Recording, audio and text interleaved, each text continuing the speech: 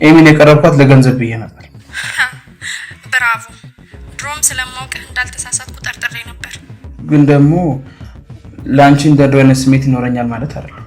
ምን ማለት ነው ታዲያ? ስሜት ከሌለ ለኔ ለምን ደወልክ? ያ ማለት ግን ከኤሚ ያነሰ ቦታ አይደለም ያለሽ ማለት ነው።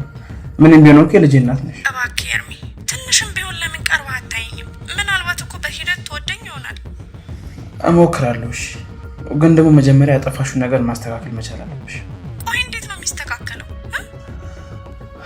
የግድ ልጅቷ ሂዳ ለኤሚ የተፈጠረው ነገር ማስረዳት መቻል አለባት። እንደዛማ በጭራሽ አይሆንም። ባይሆን ለሷ የሚሰጠውን ተጨማሪ ክፍያ እኔ ራሴ ሰጥሻለሁ። እያታላልከኝ ነው? እንደዛ ነው አይደለ? ቆይ ለምንድን ነው የማታለልሽ እንዴ? ምን እጠቀማለሁ? እኔ ምን አውቃለሁ? ብቻ ዋናው ነገር እሷን ለገንዘብ ብለህ መቅረብህን ማመንህ ነው። ሌላው ሁሉ ነገር ቀስ ብሎ ይደርሳል። ንገሪኝ እስቲ፣ ከአንቺ በላይ ኤርሚያስን የሚያውቀው ሰው አለ? እሱማ ከኔ በላይ ያንተን ስነ ልቦና የበላ ሰው የለም። እሱም ግልጽ ነው። አሁን በትክክል ምን እንድታደርግልን የፈለግከው? ለአቶ ለይኩንና ለኤሚ እኔን ከእሷ ጋር ለመለየት ያሴርሽው ሴራ እንደሆነ ትነግራቸዋለሽ። ቆይ ግን ለምን ሴራዬን እንደዚህ በቀላሉ ማጋለጥ እንደፈለግኩኝ ቢጠይቁኝ ምን ልል ነው? ዋናው ጉዳይ እኮ ታዲያ እሱ እኮ ነው። ምንም ነገር ብታደርጊ እኔና ኤሚን መለየት እንደማትችል እንዲያውቁልኝ ነው ፈልገው። እሺ፣ ግን ለምንድን ነው ውስጤ እንደዚህ እየተጨነቀ ያለው? ልክ የሆነውን ነገር ለማድረግ ስለወሰንሽ ነው። አይመስለኝም። ምናልባት ደግሞ ድጋሚ አንተን ማመኔ ስህተት እንደሆነ ምልክት እየሰጠኝ ይሆን እንዴ? ለእኔና ለልጃችን ስትይ ብቻ አድርጊው። ኤሚ እኮ አሁን እዛ ድርጅት ላይ ትልቅ የሚባል አክሲዮን እኮ ነው ያለ። ምን ነው ከስሮ ሊሸጡት ነው እየተባለ አይደል እንዴ? ለዚህ እኮ ነው ታዲያ መፍጠን ያለብን። ሀብታቸው እየተመናመንና እየከሰሩ ነው ያሉት። እኛም ካልፈጠነን ባዶ እጃችንን ነው የምንቀረው። ለነገሩ አሁን ካጣሁት በላይ ምን የማጣው ነገር አለ? ስለዚህ ይህንን ውለታ አትይልኝም ማለት ነው። የኔ ማግኘት እንኳን ባያስደስትሽ የእሷ ባዶ መቅረት እንኳን አያስደስትሽም እንዴ አንቺ? በቃ አድርገዋለሁ።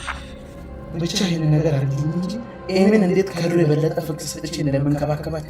ሪች በሰራችው ስራ የፍቅረኛዋንና የቤተሰቦቿን እምነት ያጣው ኤርሚያስ የተበላሸ ስሙን ለማጥራት በጉልበት ሞክሮ ስላልተሳካለት ተለሳልሶ በብልጠት ሪችን ወጥመድ ውስጥ ለማስገባት ሙከራ ማድረግ ጀምሯል። እቅዱንም ለማሳካት ሆን ብሎ ኤሚን ለገንዘብ ሲል እንደቀረባትና ከእሷ ያላቸውን ሀብት በሙሉ ለመውሰድ አሊያም ደግሞ የቀራቸውንም ለማሳጣት ሪችን በውሸት አሳምኖ በድጋሚ ከኤሚ ጋር በፍቅር ለመመለስ ሙከራ ማድረግ ጀምሯል። ከዚህ አስቀድሞ ናሆምና አምራን ተገናኝተው መኪና ውስጥ ተቀምጠው ማውራት ይጀምራሉ። እሱም ይቀጥልና እሺ አዲሷ አምራን እንዴት ነሽ? ኑሮ እንዴት ይዞሻል? ብሎ ሲጠይቃት እሷም ኑሮ ደስ ይላል፣ በዛ ላይ ደግሞ ላገባ ነው ብላ ስትለው እሱም በግርምት ምን የምርሽን ነው ብሎ ሲጠይቃት እሷም ምን ነው ለምን ገረመ? እኔ እኮ ጊዜ ላለማሻማት ብዬ ነው ቶሎ ወደ ጉዳዩ የገባሁት ብላ ስትለው ናሆም ጥሩ አድርገሻል፣ ለነገሩ እኔም ዳጊን ስራ ቦታ ላይ ትቼው ነው የመጣሁት ብሎ ሲላት እሷም ቶሎ ብላ ወደ ጉዳዩ ትገባለች። መቼም ያው ትገምታለህ ብዬ አስባለሁ ከዶክተር ፋኖኤል ጋር ነው የምንጋባው ብላ ስትለው እሱም እውነት ይሄ በጣም ጥሩ ዜና ነው እንኳን ደስ አላችሁ ብሎ ሲላት አምራንም አዎ ደስ ይላል፣ ግን ደግሞ ነገሩ እንደምታስበው ቀላል አይደለም። እናትየው በወግና በማዕረግ ሰርጉ እንዲደረግ ነው የሚፈልጉት። መጀመሪያ ላይ ሽማግሌ መላክ አለበት ብለዋል። እርግጥ ቤተሰብ እንደሌለኝ ፋኖኤል ነግሯቸዋል። መጀመሪያ ላይ እንደመስማማት ብለው የነበረ ቢሆንም ከዛ ግን ወደ ሀሳብ ቀይረዋል ብላ ስትለው ናሆም ግራ ተጋብቶ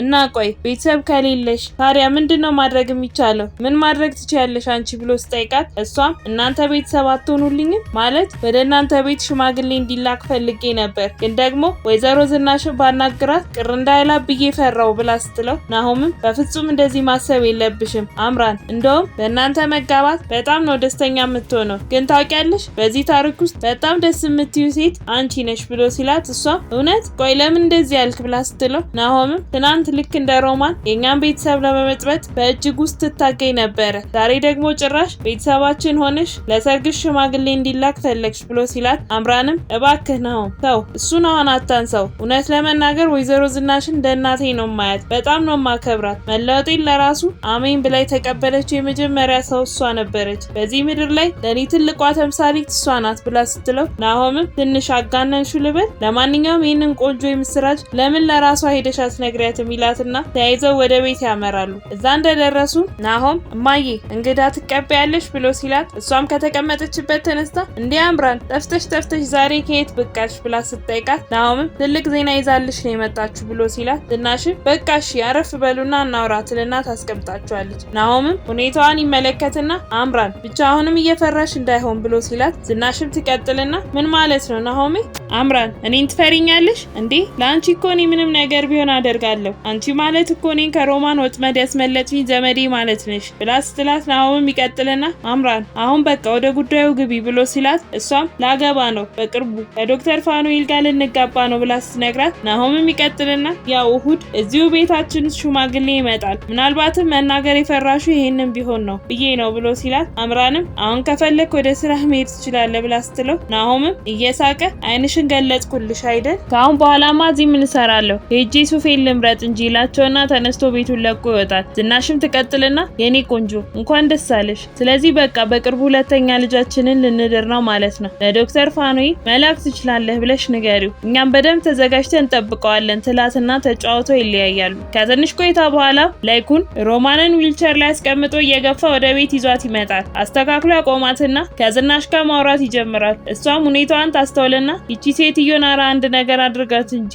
በማትችለው ነገር እኮ ራሷን እየሰቃየች ነው ያለችው። እልዋ እኮ ነው ስላልወጣላት ነው። ቆይ እስከ መቼ ነው በዚህ ሁኔታ የምንቀጥለው ብላ ስትለው ላይኩንም ዝኑ አውርተን የለ እንዴ አሁን ደግሞ ወደ ኋላ እንመለስ ብሎ ሲላት ዝናሽም እንግዲህ ምን አደርጋለሁ ስድቡንም ሆነ እርግማኑን ችለዋለሁ፣ ምን ነው ግን የዛን ቀን እግሬን በሰበረው ብላ ስትል ላይኩንም በነገራችን ላይ ጆሮዋ ከመስማቱ ውጪ ሁሉም ሰውነቷ ፓራላይዝ እንደሆነ ዶክተር ነግሮኛል ብሎ ሲላት ዝናሽም እኔ ላይ ቂም እንደያዘች ያስታውቅባታል። ብችል እኮ ከዊልቸሩ ላይ ተነስታ ብደበድበኝ ደስ ይላታል። በሮማን አይን ላይ የማየው ነገር አሁንም ጥላቻና ቂም ብቻ ነው ብላ ስትለው ላይኩንም እባክሽ በቃ ዝኑ አሁን ከሲምባ ጋር ቀጠሮ አለኝ እዛ ይሄዳለሁ ብሎ ሲላት ዝናሽም ደንግጣ ምን ቆይ ደግሞ ምን ማለት ነው ከሲምባ ጋር ቀጠሮ አለኝ ማለት ብላ ስታፈጥበት ላይኩንም ከዳጊ ስልኩን ተቀብዬ ስለመረጃው ነግሬዋለሁ። ሲምባ ካሁን በኋላ ባልሰራው ወንጀል ሲሳደድ መኖር የለበትም። ልረዳው ፈልጋለሁ። ኮማንደሩ እሱንና ተፈራ መቀመቅ የሚያወርድ መረጃ እጄ ላይ እንዳለ ያውቃል። ለዚህ ማሳደዱን ያቆማል። ለማንኛውም አሁን መሄድ ይኖርብኛል። ከተቀጣጠርንበት ሰዓት ትንሽ ዘግይቻለሁ ይላትና ተነስቶ ወደ ሲምባ ጋር ይሄዳል። እንደተገናኙ ላይኩን ይቀጥልና እንዴት ነህ ሲምባ ብሎ ሲጠይቀው እሱ አለው ይኸው ባልሰራውት ስራ እየተንከራተትኩኝ አለሁ ብሎ ሲለው ላይኩንም አይዞ በቅርቡ ፍትህ እናገኛለን። እነዚህ ምስጦች አግኝተን ላያቸው ላይ ደርምሰን እስከምንቀብራቸው ድረስ የተወሰነ ጊዜ መታገስ አለብን ብሎ ሲለው ሲምባ ችግሩ እኮ እነዚህ ምስጦች ቤታቸውን የሚሰሩት ውስጥ ለውስጥ መሆኑ ነው። የሆነ ሰው ወጥመድ ውስጥ ለማስገባት ካልሆነ በቀር ወደ ውጭ አይወጥም ብሎ ሲለው ላይኩንም እኔ ማንንም አልፈራም። ለጓደኛዬ በስጦታ የሰጠሁትን ቤት ነው በግፍ የወሰዱበት። አንተም የልጄን አባት ያለ ወንጀልህ እያሳደዱ ነው ያሉት ብሎ ሲለው ሲምባን በግርም የልጄ አባት ስትል ነው የሰማሁት ብሎ ይጠይቀዋል። ላይኩንም ላይመስልህ ይችላል፣ ግን አሁንም ቢሆን ዳግምን ከናው ማሳንሽ ማላየው ልጄ ነው፣ ግን ደግሞ በቃ በአንተ ምክንያት ከቤት ወጥቶ እየተንከራተተ ነው ያለው ብሎ ሲለው ሲምባ እኔም እኮ ደጋግሜ እንዲተወኝ ነግሬዋለሁ፣ ግን እሱን ታውቀዋለህ፣ የምንፈልገውን ካላገኘን የሚያቆም ልጅ አይደለም። አሁን ደግሞ የምፈራው ድንገት እነዛ ክፉ ሰዎች እጅ ገብቶ እንዳይጎዱት ነው። አያድርገው እንጂ የዛኔ ግን ፊት ለፊታቸው ሄጄ አይናቸውን ነው ወጣው ብሎ ሲለው ላይኩንም እባክህ ጠላቶቻችንን አሁን አንድ ላይ ሆነን እንጋፈጣቸው፣ ወደኛ ቤት ልወስድህ እፈልጋለሁ ብሎ ሲለው ሲምባ ምን እንዴ ላይኩን ምን እያልከኝ እንደሆነ ግን ገብቶሃል ብሎ ስጠይቀው እሱም በጣም የምትፈልግ ወንጀለኛ እንደሆን ካውቃለሁ፣ ግን ደግሞ አንተን የሚፈልገው ሰው ለራሱ ትልቅ ወንጀለኛ መሆኑን የሚያረጋግጥ ማስረጃ እጃችን ላይ አለ ብሎ ሲለው ሲምባ ይቅርታ ይሄ ሊሆን አይችልም፣ በእኔ የተነሳ ቤተሰቡን አደጋ ላይ እንድትጥለው አልፈልግም ብሎ ሲለው ላይኩንም ሲምባ እኔ ምልህን ስማኝ፣ በመሸሽ የምትፈልገውን ፍትህ ማግኘት አትችልም። ጠላቶቻችንን ፊት ለፊት መጋፈጥ መቻል አለብን።